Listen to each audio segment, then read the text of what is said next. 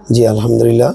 আমি একজন anal fisher রোগী ছিলাম। তো অনেক বছর আমার সমস্যা অ্যানাল ফিশারের। তো আমি ঢাকা মেডিকেল ডাক্তার দেখাইছি, তারপর বিভিন্ন ডাক্তার দেখাইছি।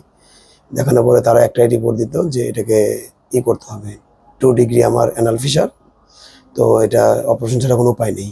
তো আমি নিজেও একসময় প্রস্তুতি নিছিলাম যে না, আসলে অপারেশন করাই লাগবে। যেহেতু সবাই বলতেছে।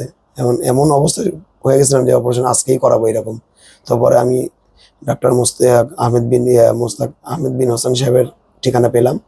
সেখানে আসলাম, আসার পরে স্যার আমাকে বলল যে, "চিন্তার কারণ নেই। আপনি ওষুধ খেয়ে যান, ইনশাআল্লাহ সুস্থ হয়ে যাবেন।" তো আমি এই নিয়ে ৩ বার ডোজ খেয়েছি। আশা করা যায় ইনশাআল্লাহ অনেকটা আমার ইমপ্রুভ এবং প্রায় শেষের দিকে। শুধু আজকে আসছি এ তার পরামর্শ নেওয়ার জন্য এখন কিভাবে চলবো এটার জন্যই।